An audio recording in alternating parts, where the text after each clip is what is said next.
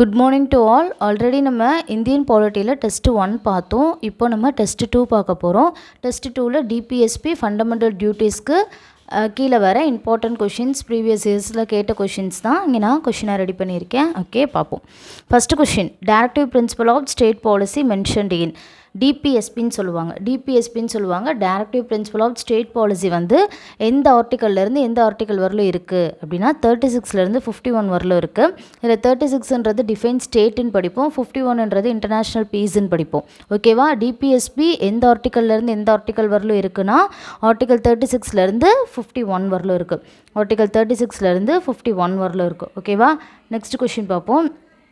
Directive principles of state policies taken from DPSP நம்ம எந்த நாட்டிலேருந்து எடுத்தோம் அப்படின்னு கேட்டிருக்காங்க. டிபிஎஸ்பி நம்ம எந்த நாட்டிலேருந்து எடுத்தோம்னு கேட்டிருக்காங்க. அயர்லாந்துலேருந்து எடுத்தோம். டிபிஎஸ்பி நம்ம எந்த நாட்டிலேருந்து எடுத்திருக்கோம்? அயர்லாந்துலேருந்து எடுத்திருக்கோம். ஓகே, அடுத்த கொஷின், தேர்ட் கொஷின் என்னென்னு பார்ப்போம்.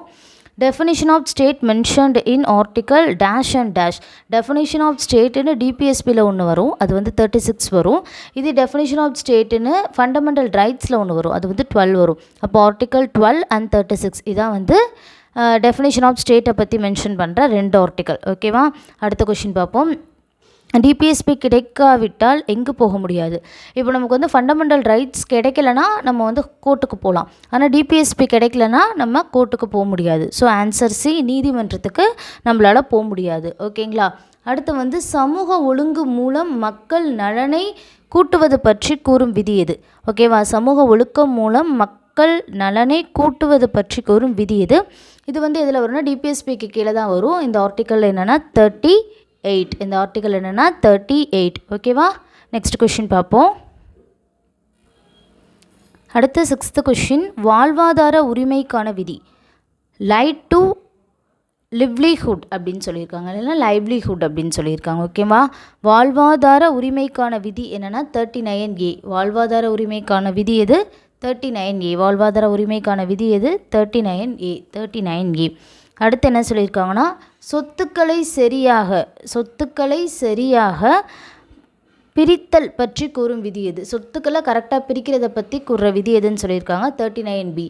சொத்துக்களை கரெக்டாக பிரிக்கிறத பற்றின விதி எதுன்னு சொல்லியிருக்காங்க. என்னது?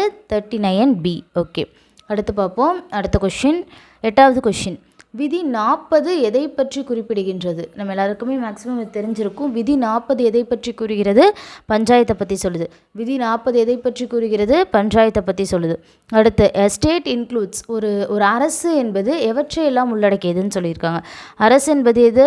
State and central, territories, local bodies and other bodies எல்லாத்தையுமே உள்ளடக்கியதான் நம்ம ஸ்டேட்டுன்னு சொல்லுவோம். So all the above. So என்னது? All the above. ஓகே, அடுத்த கொஷின், 10th கொஷின் என்னென்னு, uniform civil code. Uniform civil கோடோட ஆர்டிக்கல் என்னென்னு கேட்டிருக்காங்க. யூனிஃபார்ம் சிவில் கோடு இப்போ நம்மளோட பாலிட்டிக்ஸில் நிறையா பேசப்படுற ஒரு விஷயம் இது. என்னது? Uniform civil code. எது வரும்னா ஆர்டிக்கல் 44. எதில் வரும்னா ஆர்டிக்கல் 44. எதில் வரும்னா article 44. Next question, right to education. Right to எஜுகேஷனை பற்றி சொல்கிற விதி எது அப்படின்னு சொல்லியிருக்காங்க. Article 21A. ஆர்டிக்கல் 21A இது வந்து 86th அமெண்ட்மெண்ட் ஆக்ட் 2002ல் சேர்த்துருப்பாங்க. ஓகேவா? ரைட் டு எஜுகேஷன் அப்படின்றது ஆர்டிக்கல் 21A. அடுத்து வந்து போதை ஒழிப்பு பற்றி கூறும் விதி. போதை ஒழிப்பு பற்றி கூறும் விதி எது? ஆர்டிக்கல் 47. போதை ஒழிப்பு பற்றி கூறும் விதி ஆர்டிக்கல் 47. அடுத்து பசுவதை பற்றி கூறும் விதி. பசுவதை பற்றி கூறும் விதி ஆர்டிக்கல் 48. ஆர்டிக்கல் 48 தான் பசுவதை பற்றி கூறும் விதி. அடுத்து, அடிப்படை கடமைகள் எந்த பிரிவில் உள்ளது? அடிப்படை கடமைகள் நமக்கு தெரியும் எந்த பிரிவில் உள்ளதுன்னா பார்ட் 4A. Part 4A. ஓகேங்களா? பார்ட் 3 வந்து ஃபண்டமெண்டல் ரைட்ஸாக இருக்கும். பார்ட் 4 வந்து டிபிஎஸ்பியாக இருக்கும். பார்ட் 4A வந்து ஃபண்டமெண்டல் டியூட்டிஸ், அதான் வந்து அடிப்படை கடமைகள் எந்த பிரிவில் உள்ளதுன்னா பார்ட் 4A. அடுத்து, அடிப்படை கடமைக்கான விதி, அதான் ஃபண்டமெண்டல் டியூட்டிஸ்க்கான விதி அப்படின்றது வந்து எதுக்கு கீழே வரும்னா 51Aலேருந்து F வரலும் வரலாம். 51Aலேருந்து F வரலும் வரும். எதுக்குன்னா அடிப்படை கடமைக்கான விதி. ஓகேவா? அடுத்து வந்து அடிப்படை கடமைகள் ஒரிஜினல் கான்ஸ்டியூஷனில் இருக்கா இல்லையா அப்படின்ற மாதிரி கொஷின் கேட்டிருக்காங்க. ஓகேங்களா? அடிப்படை கடமைகள் ஒரிஜினல் கான்ஸ்டியூஷனில் இருக்கா இல்லையா? இது 51A. எப்பயுமே கேபிட்டல் லெட்டர்ஸில் வர்றது எல்லாமே நம்ம அமெண்ட்மெண்ட்ஸாக தான், சட்ட திருத்தங்களாக தான் சேர்த்துருப்போம். ஓகேங்களா? அதுபடி பார்த்தா இல்லை. ஓகேங்களா. ஃபண்டமெண்டல் டியூட்டிஸ் ஒரிஜினல் கான்ஸ்டியூஷனில் இல்லை. ஃபண்டமெண்டல் டியூட்டிஸ் ஒரிஜினல் கான்ஸ்டியூஷனில் இல்லை. ஓகேங்களா. ஃபண்டமெண்டல் டியூட்டிஸ் ஒரிஜினல் கான்ஸ்டியூஷனில் இல்லை. நெக்ஸ்ட் கொஷின் பார்ப்போம். எந்த சட்ட திருத்தத்தின் மூலம் அடிப்படை கடமைகள் சேர்க்கப்பட்டது? எந்த சட்ட திருத்தத்தின் மூலம்? ஓகேங்களா. 42nd amendment act. 42nd amendment ஆக்டை தான் நம்ம என்னன்னு சொல்லுவோம், மினி கான்ஸ்டியூஷன்னே சொல்லுவோம். ஸோ எந்த சட்ட திருத்தத்தின் மூலம் அடிப்படை கடமைகள் சேர்க்கப்பட்டதுன்னா 42வது சட்ட திருத்தம். 42வது சட்ட திருத்தம். ஓகே. 11வது அடிப்படை கடமை எந்த சட்டத்தின் மூலம் சேர்க்கப்பட்டது? 11வது அடிப்படை கடமை எந்த சட்டத்தின் மூலம்? 86th amendment act 2002. ஓகேங்களா.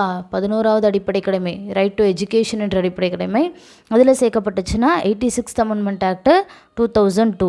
ஓகேங்களா. அடிப்படை கடமை எங்கிருந்து எடுக்கப்பட்டது? அடிப்படை கடமைகள் ஃபண்டமெண்டல் டியூட்டிஸ் வந்து ரஷ்யாவிலேருந்து எடுக்கப்பட்டுச்சு. ஃபண்டமெண்டல் டியூட்டிஸ் வந்து எங்கேருந்து எடுக்கப்பட்டுச்சு? ரஷ்யாவிலேருந்து எடுக்கப்பட்டுச்சு. ஸ்வரன் சிங் கமிட்டி எந்த வருடம்? ஸ்வரன் சிங் கமிட்டி வந்து ஃபண்டமெண்டல் டியூட்டிஸ்க்காக போடப்பட்ட கமிட்டி. அது எந்த வருடம்னா 1976. 1976. இதை வந்து கரெக்டாக நடந்திருக்கா அப்படின்னு சொல்லி ஃபண்டமெண்டல் டியூட்டிஸை செக் பண்ணுறதுக்காக போடப்பட்ட கமிட்டி வர்மா கமிட்டி ஒன்று போடுவாங்க. இப்போ ஃபண்டமெண்டல் டியூட்டிஸோடு சம்மந்தப்பட்டது 2 கமிட்டி. ஒன்று வந்து ஸ்வரன் சிங் கமிட்டி, இன்னொன்று வந்து வர்மா கமிட்டி. ஓகேவா. இந்த 20 கொஷினுமே ப்ரீவியஸ் இயரில் கேட்ட கொஷின் எல்லாமே ரொம்பவே முக்கியமான கொஷின்ஸ். நல்லா படிச்சுக்கோங்க. தேங்க்யூ.